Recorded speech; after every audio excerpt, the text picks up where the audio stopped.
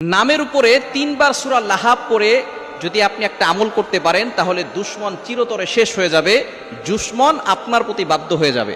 সূরা লাহাব খুবই চমৎকার একটি সূরা।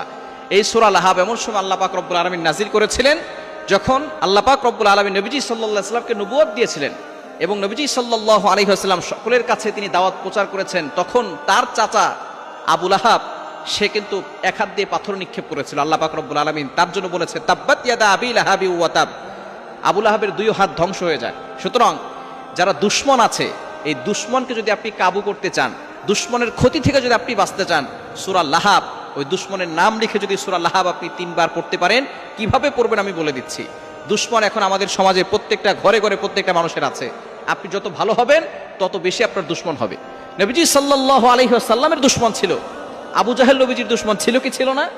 আবু জাহেল নবীজির দুশমন ছিল। নবীজি সাল্লাল্লাহু আলাইহি ওয়াসাল্লামের মতো ভালো মানুষ পৃথিবীতে আর কেউ আসে নাই, আসবেও না। তার মতো মহানবী আর কেউ আসবেনও না এবং আসেও নাই। নবীজি সাল্লাল্লাহু আলাইহি সাল্লামেরও দুশমন ছিল। সুতরাং আমার আপনার দুশমন থাকবে। আপনি যখন ভালো কাজ করবেন, হক কথা বলবেন, সঠিক কথা বলবেন, তখন আপনার দুশমন বেড়ে যাবে। এই দুশমনের ক্ষতি থেকে বাঁচার জন্য দুশমনের নামটা লিখবেন। প্রথমে ওযু করে আমলটা করবেন। কিভাবে করবেন বলে দিচ্ছি। ওযু করে আমলটা করবেন।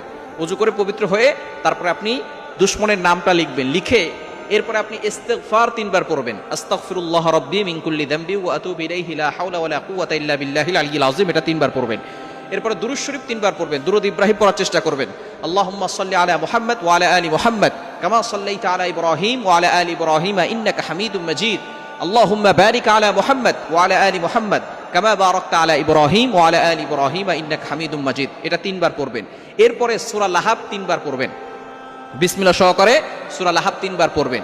পড়ার পরে যেই ব্যক্তি আপনার সাথে দুশমনি করছে, আপনাকে ক্ষতি করার চেষ্টা করতেছে, আপনাকে বিপদে ফেলে দেওয়ার চেষ্টা করতেছে, ওই ব্যক্তির নাম 3 বার উচ্চারণ করবেন। এরপরে আপনি চোখ বন্ধ করে মনে মনে চিন্তা করবেন যে আপনি তাকে বাধ্য করতে চাচ্ছেন।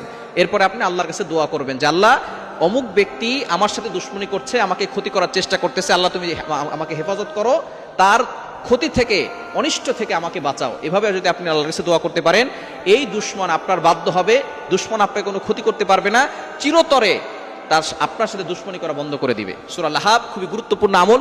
ইয়াকিনের সাথে যদি আপনি আমল করতে পারেন অবশ্যই ভালো ফলাফল পাবেন। 7 দিন আমল করবেন, টানা 7 দিন। ফজরের নামাজের পরে আমলটা করতে পারেন অথবা ইশার নামাজের পরেও করতে পারেন। যে কোনো সময় আমল করবেন, অবশ্যই ওযু করে করবেন, পবিত্র হয়ে তারপর আমলটি করবেন। টানা 7 দিনের ভিতরে দেখবেন আপনি ভালো একটা ফলাফল পাবেন। আল্লাহ তাআলা আমাদের সকলকে সকল ধরনের দুশমন থেকে হেফাজত করেন।